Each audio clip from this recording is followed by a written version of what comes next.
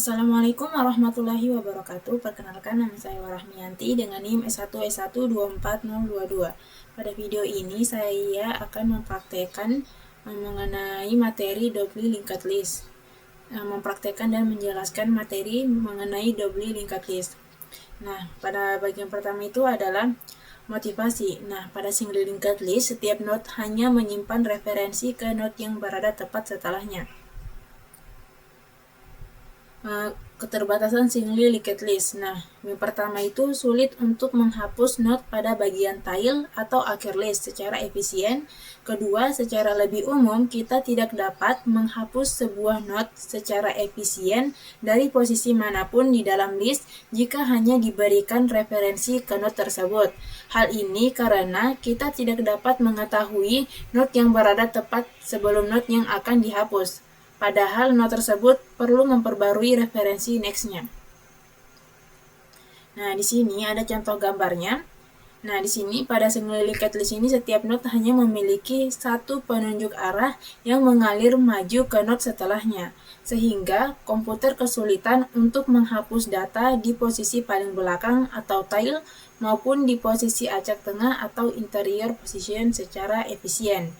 Masalah ini terjadi karena ketika kita ingin menghapus sebuah elemen seperti node I, kita wajib memperbarui penunjuk dari node yang berada tepat di depannya agar melompati node I dan langsung tersambung ke node setelahnya atau disebut tail. Nah, namun karena jalurnya hanya searah, kita tidak bisa menengok ke belakang untuk mengetahui atau mengakses node pendahulu atau previous. Nah, hal tersebut secara langsung tanpa harus mengulang penelusuran dari titik awal atau bagian hitnya. Oleh sebab itu, visualisasi garis putus-putus merah di bagian bawah gambar ini menunjukkan perbaikan ideal yang dibutuhkan, di mana penunjuk referensi berikutnya dari node sebelum node I harus diperbarui agar antrean datanya tidak terputus saat proses eliminasi dilakukan.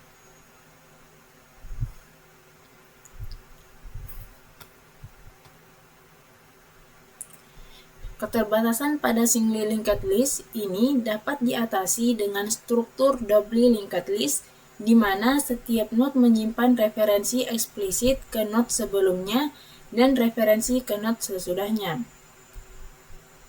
Hal ini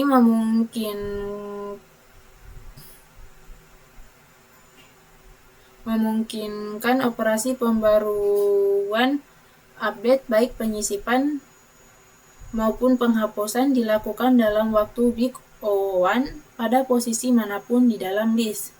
Nah, untuk menghindari beberapa kasus khusus saat beroperasi di dekat batas awal dan akhir doubly linked list, biasanya ditambahkan node khusus pada kedua ujung list, yaitu header node di awal list dan trailer node di akhir list.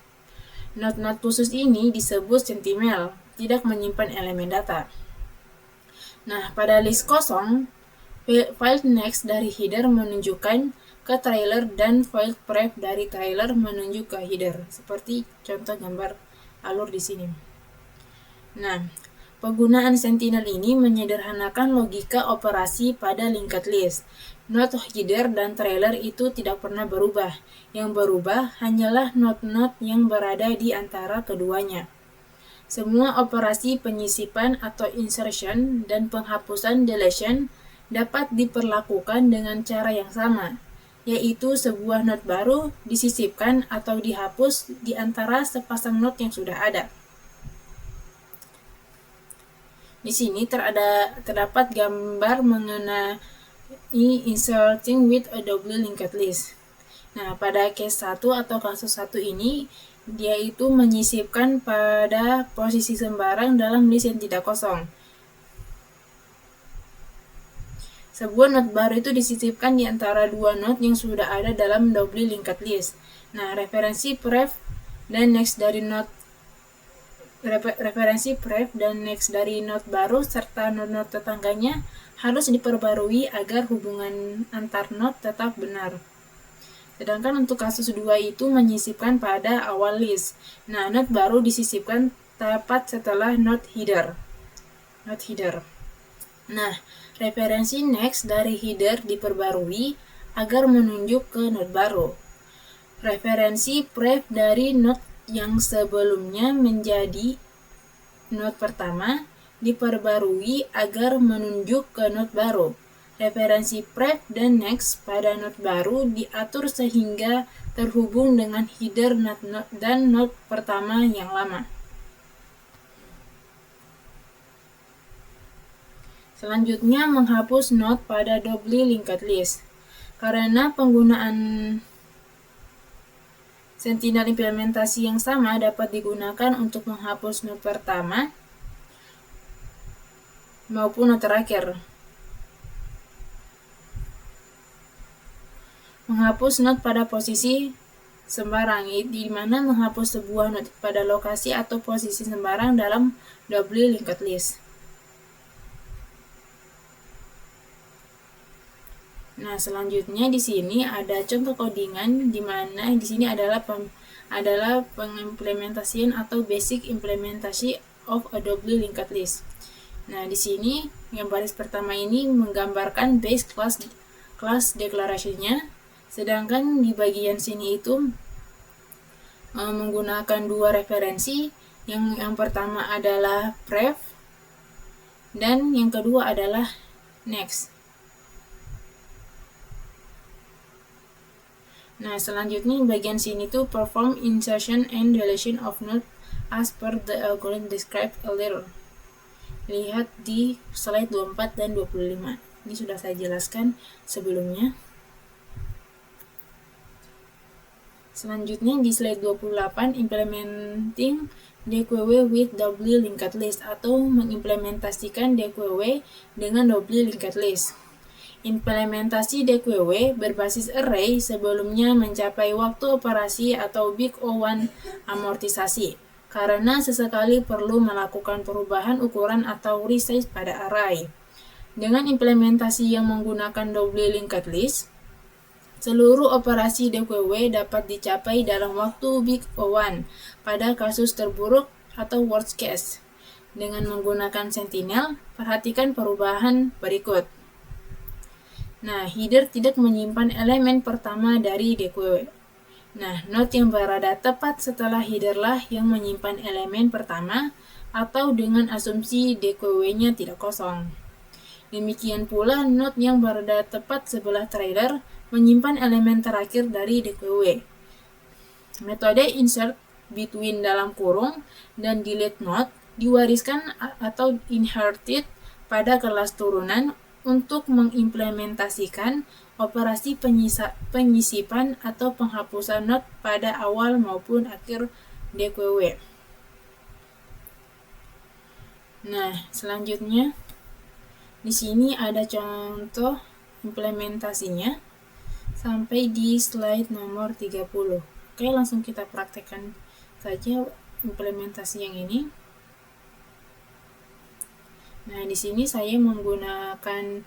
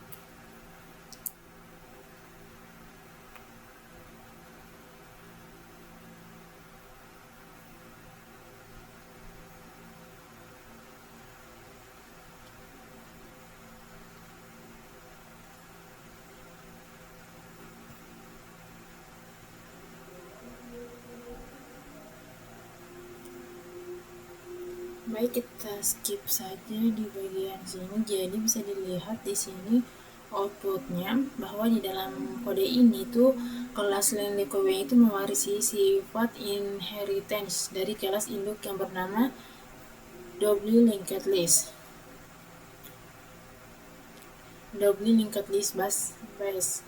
Nah, dengan memanfaatkan teknik perluasan ini, fungsi penambahan data seperti insert first dan insert last tinggal memanggil fungsi internal insert between. Begitu pula untuk fungsi penghapusan data seperti delete first dan delete last yang tinggal memanggil fungsi delete not, sehingga penulisan kode menjadi jauh lebih ringkas, rapi, dan efisien karena tidak perlu lagi menyusun ulang logika penyambungan penunjuk atau pointer maju mundur secara manual di setiap fungsi.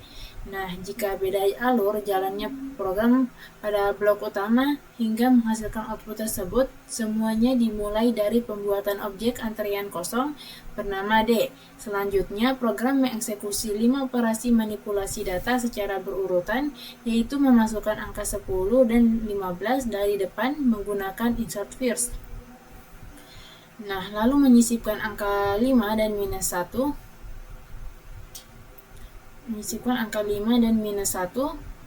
dari belakang menggunakan insert last, dan terakhir menyelipkan angka 20 kembali dari arah depan menggunakan insert face. Kombinasi dinamis ini membuat susunan data di dalam memori komputer saling terkait untuk membentuk barisan mulai dari 20, 15, 10, 5, dan terakhir 5 minus 1 dengan total panjangnya sebanyak 5 elemen. Ketika program masuk ke tahap pengurangan data, fungsi delete first dijalankan untuk mengeliminasi sekaligus mencetak elemen yang berada di antrean paling depan, yaitu angka 20. Tepat setelah itu, fungsi di delete last langsung dipanggil untuk memotong elemen yang berada di ujung paling belakang, yaitu angka minus 1. Akibat dari dua operasi pemotongan di kedua ujung yang berbeda tersebut, ukuran antrean kini menyusut menjadi 3 elemen, dan saat objek D dicetak kembali di akhir video, tumpukan data yang tersisa secara akurat menampilkan visualisasi barisan yaitu 15, 10, dan terakhir adalah 5. Nah, selanjutnya itu ada tipe positional list. Nah, tipe data abstrak atau abstract data type ADT yang telah kita pelajari sebelumnya yaitu stack, QW, dan double-ended QW atau DQW hanya mengizinkan operasi pembaruan update yang dilakukan pada salah satu ujung sequence. Pertimbangkan contoh QW sebelumnya yang digunakan untuk pelanggan yang sedang menunggu layanan. Bagaimana jika seorang pelanggan ingin meninggalkan antrean sebelum mencapai loket pelayanan? Nah, bagaimana jika seseorang yang sedang mengantre untuk membeli tiket mengizinkan temannya untuk menyelip masuk atau cut in line pada posisi tertentu dalam antrian tersebut? Hal ini mendorong kebutuhan akan ADT yang lebih umum, yang memungkinkan pengguna untuk merujuk elemen pada posisi manapun dalam suatu sequence, serta melakukan operasi penyisipan atau insertion dan penghapusan atau deletion secara bebas pada posisi tersebut. Nah, pada sequence berbasis array, indeks bilangan bulat merupakan cara yang sangat baik untuk menunjukkan lokasi suatu elemen atau lokasi tempat operasi penyisipan maupun penghapusan dilakukan. Namun, indeks numerik bukanlah pilihan yang baik. Kita tidak dapat mengakses sebuah elemen secara efisien hanya dengan mengetahui indeksnya. Nah, menemukan elemen pada indeks tertentu dalam linked list mengharuskan kita menelusuri list secara bertahap dari awal atau akhir sambil menghitung elemen yang dilewati.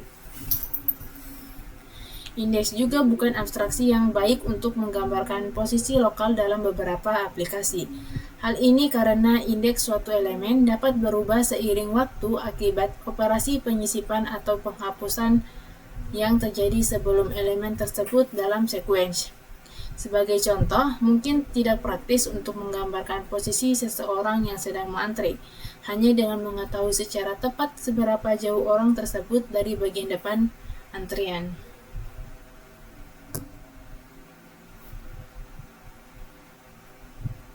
Nah, di sini ada visualisasi gambar antriannya.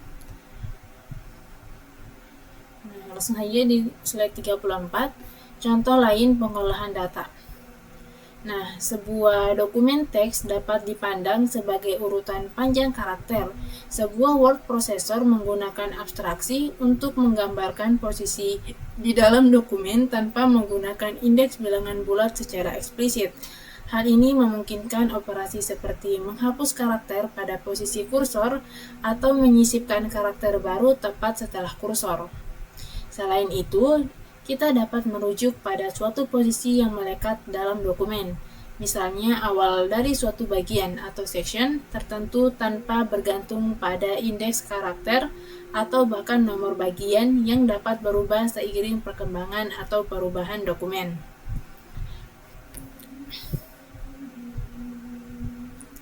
Dapatkah referensi not digunakan sebagai posisi? Jadi, linked list menyediakan operasi penyisipan dan penghapusan dalam waktu big O1 pada posisi sembarang selama tersedia referensi ke not yang relevan. Oleh karena itu, sangat menggoda untuk mengembangkan sebuah ADT yang menggunakan referensi not sebagai mekanisme untuk merepresentasikan suatu posisi. Faktanya, kelas doubly linked list memiliki metode insert between dan delete not yang menerima referensi not sebagai parameter. Namun, penggunaan not secara langsung seperti ini akan melanggar prinsip desain berorientasi objek, yaitu abstraksi dan enkapsulasi, yang telah diperkenalkan sebelumnya. Ada beberapa alasan mengapa not dalam linked list perlu dienkapsulasi. Yang pertama, akan lebih sederhana bagi pengguna jika mereka tidak perlu memikirkan detail implementasi, seperti manipulasi referensi not tingkat rendah atau penggunaan not sentinel. Kita dapat menjamin keandalan struktur data dengan tidak mengizinkan pengguna mengakses atau memanipulasi referensi not secara langsung, sehingga dapat mencegah kesalahan pengelolaan oleh pengguna. Enkapsulasi memberikan fleksibilitas untuk mendesain ulang struktur data dan meningkatkan performanya tanpa memengaruhi cara pengguna berinteraksi dengan struktur data tersebut. ADT Positional List menyediakan abstraksi umum dari suatu urutan elemen dengan kemampuan untuk mengidentifikasi lokasi suatu elemen. Juga menyediakan tipe data abstrak posisi yang lebih sederhana untuk menggambarkan suatu lokasi di dalam list. Nah, pertama, sebuah posisi bertindak sebagai penanda atau token di dalam positional list yang lebih luas.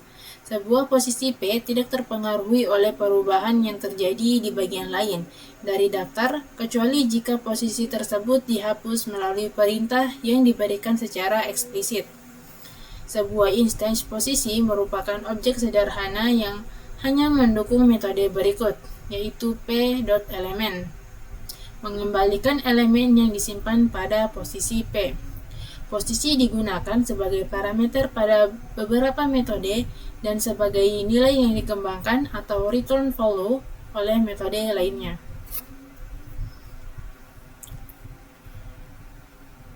ADT Positional List mendukung metode akses berikut. Yang pertama, L-first, yaitu mengembalikan posisi dari elemen pertama pada L atau non jika L kosong. Kedua, L.last, yaitu mengembalikan posisi dari elemen terakhir pada L atau non jika L-nya kosong. Ketiga, L.before, yaitu mengembalikan posisi pada L yang tepat berada sebelum posisi P atau non jika P adalah posisi pertama. L.after P mengembalikan posisi pada L yang tepat berada setelah posisi P atau non jika P adalah posisi terakhir. L.isEmpty, yaitu mengembalikan true jika daftar L tidak mengandung elemen apapun. Len L mengembalikan jumlah elemen yang terdapat dalam daftar, sedangkan iter L mengembalikan iterator maju untuk elemen-elemen daftar.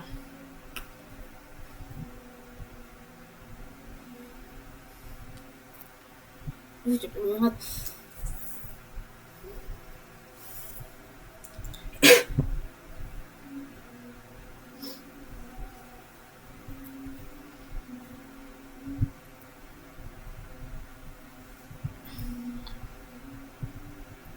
Selanjutnya, ADT Positional List juga mencakup metode pembaruan, seperti L.add first E menyisipkan elemen baru E di bagian depan L dan mengembalikan posisi dari elemen baru tersebut.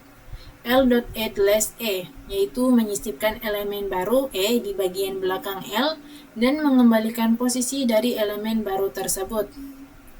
L.add before P, E yaitu menyisipkan elemen baru E tepat sebelum posisi P dalam L dan mengembalikan posisi dari elemen baru tersebut. Selanjutnya L.add after P, E yaitu menyisipkan elemen baru E tepat setelah posisi P dalam L dan mengembalikan posisi dari elemen baru tersebut. L.replace P, E yaitu mengganti elemen pada posisi P dengan elemen E dan mengembalikan elemen yang sebelumnya berada pada posisi P. Yang terakhir, L.delete P yaitu menghapus dan mengembalikan elemen pada posisi P dalam L sehingga posisi tersebut menjadi tidak valid lagi. Nah, beberapa pengamatan. Perlu diperhatikan bahwa metode first dan last pada ADT Positional List mengembalikan posisi yang terkait bukan elemennya. Elemen pada suatu posisi dapat diperoleh dengan memanggil metode elemen pada posisi tersebut. L.first elemen, elemen pertama dalam daftar. Sedangkan L.last elemen yaitu elemen terakhir dalam daftar. Keuntungan dari menerima posisi sebagai nilai yang dikembalikan adalah posisi tersebut dapat digunakan untuk menavigasi daftar. Seperti bisa dilihat dalam kode di sini, kursornya sama dengan data.first, while cursor is not none. Nah, lalu print cursor.element, kursor sama dengan data.after cursor.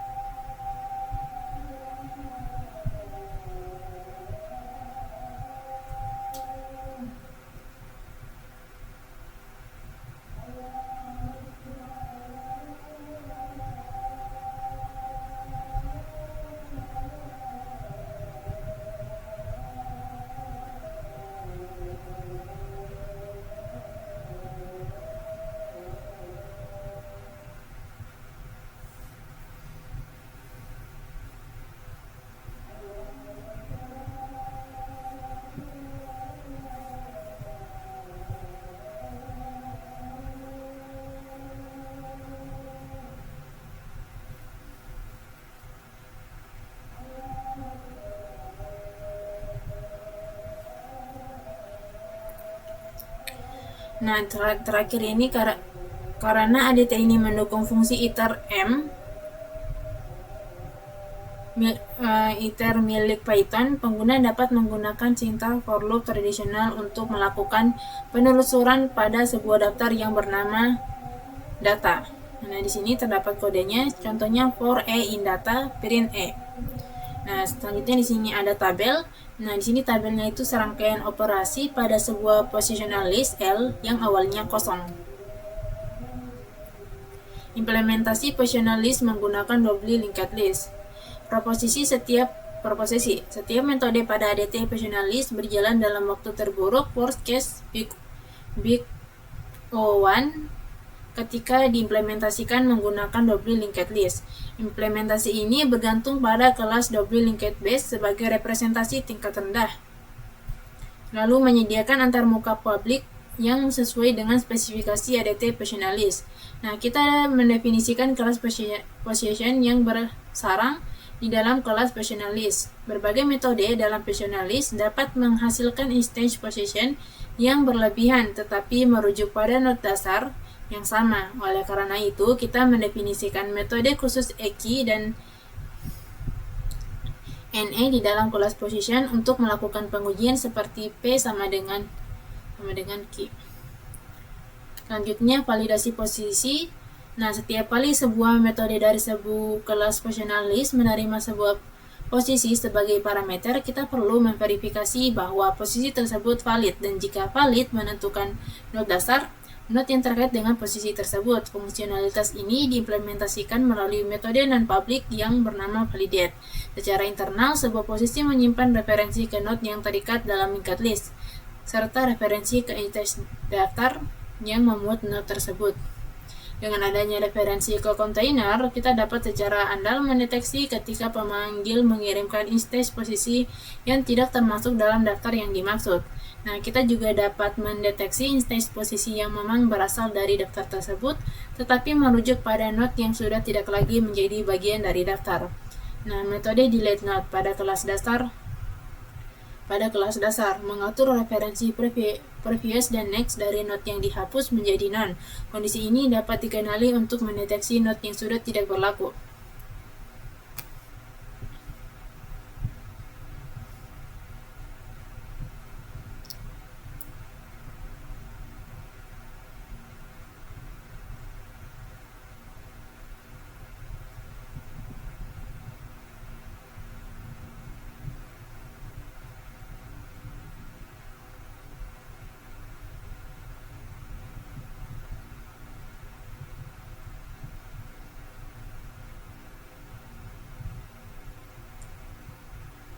Selanjutnya, slide 43.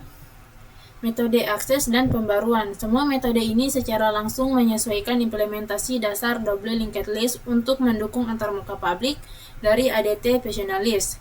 Metode-metode tersebut menggunakan utilitas validate untuk membuka unwrapped posisi atau position yang diberikan. Metode tersebut juga menggunakan utilitas make position untuk membungkus wrap node menjadi instance position yang akan dikembalikan kepada pengguna dengan memastikan bahwa tidak pernah mengembalikan posisi yang merujuk ke sentinel. Nah, untuk memudahkan pengguna, metode utilitas insert between yang diwarisi inherited ditimpa sehingga versi kita mengembalikan sebuah posisi yang terkait dengan node yang baru dibuat, sedangkan versi yang diwarisi mengembalikan node itu sendiri. Nah, ini contoh codingannya, di sini hasil outputnya. Nah, untuk mengurutkan positional list, ya kita mengimplementasikan algoritma insertion sort. Nah, kita mempertahankan 3 variabel, yaitu marker, yaitu posisi paling kanan dari bagian daftar yang saat ini sudah terurut, lalu pivot, posisi yang berada tepat setelah marker, lalu walk, yaitu digunakan untuk bergerak ke arah kiri dari marker selama masih terdapat elemen sebelumnya yang nilainya lebih besar daripada nilai elemen pada pivot. Nah, studi kasus memelihara frekuensi akses. ADT Favorite List. Nah, digunakan untuk memelihara kumpulan elemen sambil melacak jumlah akses terhadap setiap elemen. Contohnya, sebuah web browser yang melacak URL yang paling sering diakses oleh pengguna. Sebuah koleksi musik yang memelihara daftar lagu yang paling sering diputar oleh pengguna. ADT Favorite List harus menyediakan metode-metode berikut, yaitu mengakses elemen menambah jumlah aksesnya dan menambahkannya ke dalam favorit list jika elemen tersebut belum ada. Nah, lalu ada remove menghapus elemen dari favorit list jika elemen tersebut ada. Dan lalu top key mengembalikan iterasi dari key elemen yang paling sering diakses. Nah, favorit list disimpan dalam keadaan terurut. Setiap kali suatu item diakses, jumlah aksesnya atau count akan ditambah dan posisinya akan disesuaikan di dalam daftar menggunakan teknik yang mirip dengan algoritma insertion sort. Nah, menggunakan positional list sebagai struktur data dasar. Underlying data struktur.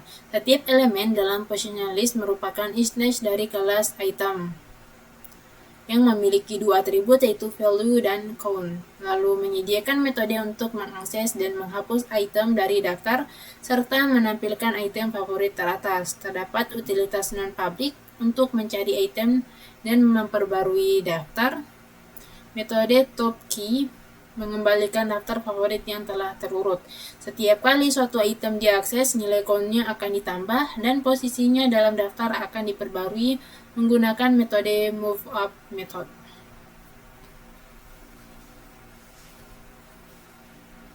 Ini skip, lalu 49. Nah, menggunakan list dengan heuristic move to front.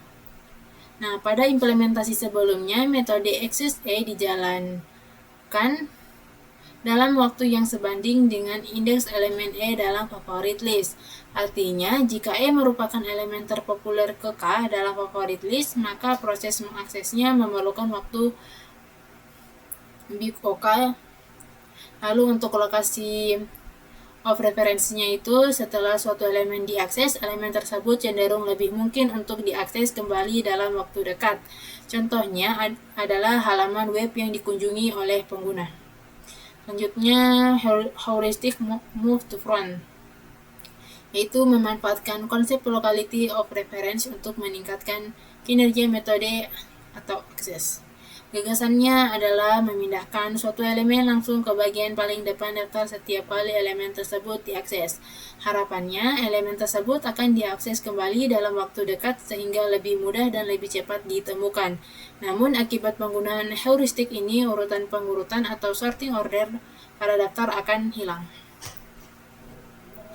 Nah, pertimbangan sebagai contoh sebuah skenario di mana kita memiliki n elemen, rangkaian akses sebanyak n pangkat 2 kali sebagai berikut.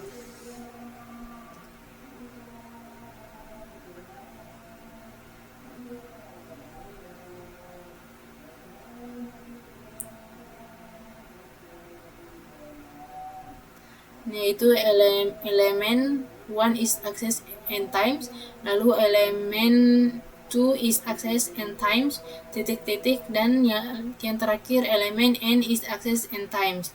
Nah, jika kita menyimpan elemen-elemen tersebut dalam keadaan terurut berdasarkan jumlah aksesnya, akses counts, nah, sambil menyisipkan setiap elemen saat pertama kali diakses, maka di sini bisa dilihat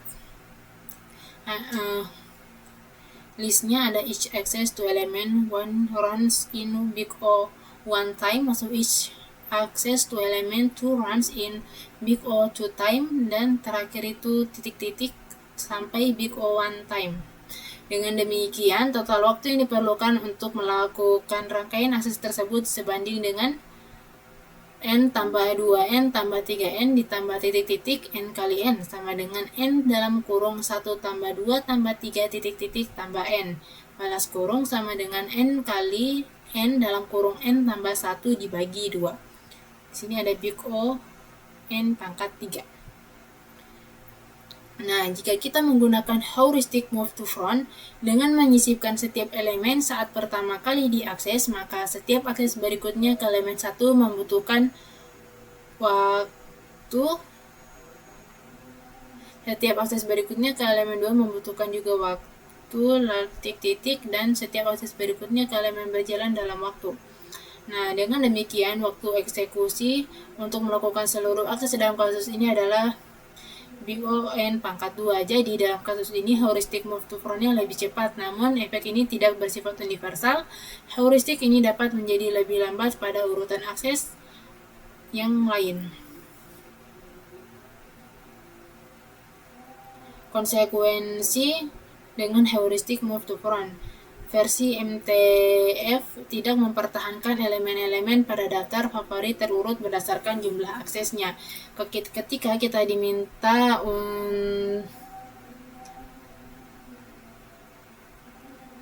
mencari top key elemen yang paling sering diakses, kita perlu melakukan pencarian terhadap elemen-elemen tersebut. Kita akan mengimplementasikan metode top key sebagai berikut.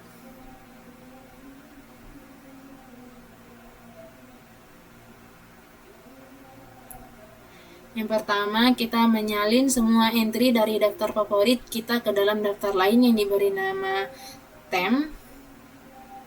Kita juga memindai daftar temp tersebut sebanyak K kali pada setiap pemindaian. Ketika mencari entry dengan jumlah akses terbesar, menghapus entry ini dari temp dan melaporkannya ke dalam hasil. Implementasi dari metode top ini membutuhkan waktu big OKN. Nah, dengan demikian, ketika K bernilai konstan, metode top berjalan dalam waktu big ON. Namun jika K sebanding dengan N, maka metode top berjalan dalam waktu big ON pangkat 2. Nah, contohnya jika kita menginginkan posisi 25% teratas dari daftar tersebut. Nah, sangat memungkinkan untuk mengimplementasikan metode O dalam kurung N tambah K log N menggunakan priority queues atau antrian prioritas. Nah, kita bisa dengan mudah mencapai waktu big O dalam kurung N log N jika menggunakan algoritma pengurutan standar untuk menyusun ulang daftar sementara tersebut sebelum melaporkan item teratas. Sini ada codingan lagi. Nah, untuk bagian sini itu kita memodifikasi metode move up method to implementasikan heuristic move to front. Lalu ada metode top juga dimodifikasi untuk mengurutkan daftar yang akan ditampilkan. Nah, selanjutnya urutan berbasis linked list phase berbasis array. Keunggulan urutan berbasis array: yang pertama, array menyediakan waktu akses big O1 terhadap suatu elemen berdasarkan indeks bilangan bulat. Sebaliknya, linked list memerlukan waktu big OK untuk mengakses elemen ke K atau big ON kurang K jika penelusuran dilakukan mundur pada double linked list. Operasi yang memiliki batas asimptotik yang sama umumnya berjalan lebih efisien dengan faktor konstan yang lebih kecil pada struktur berbasis array dibandingkan struktur berbasis linked list. Presentasi berbasis array biasanya menggunakan memori yang secara proporsional lebih sedikit dibandingkan struktur berbasis linked list. Kontainer berbasis array hanya membutuhkan ruang untuk menyimpan elemen. Sebaliknya, pada linked list, memori diperlukan tidak hanya untuk menyimpan elemen tetapi juga untuk menyimpan referensi ke node yang ada.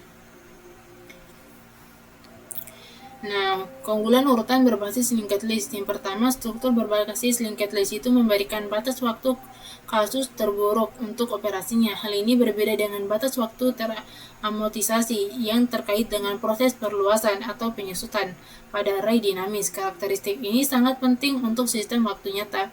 Struktur berbasis linked list mendukung operasi penyisipan dan penghapusan pada posisi sembarang dalam waktu big O1.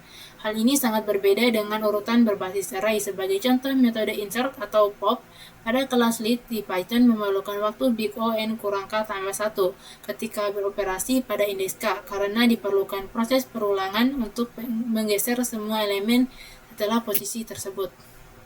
Yang terakhir adalah ringkasan. Pada materi ini kita membahas topik-topik terkait keterbatasan urutan berbasis array dan alasan mengapa linked list itu diperlukan, berbagai jenis linked list, single linked list, circular linked list, dan double linked list. Lalu implementasi double-ended DQW atau disingkat jadi DQW menggunakan linked list. Lalu ada implementasi sebuah struktur linked list yang disebut positional list, di mana referensi node dapat digunakan sebagai penanda lokasi dalam daftar. Lalu ada implementasi studi kasus pemeliharaan atau favorite list berdasarkan jumlah akses setiap elemen. Lalu yang terakhir perbandingan antara urutan berbasis array dan urutan berbasis linked list. Baik, itulah penjelasan dari saya. Semoga dapat dipahami. Sekian dari saya. Wassalamualaikum warahmatullahi wabarakatuh.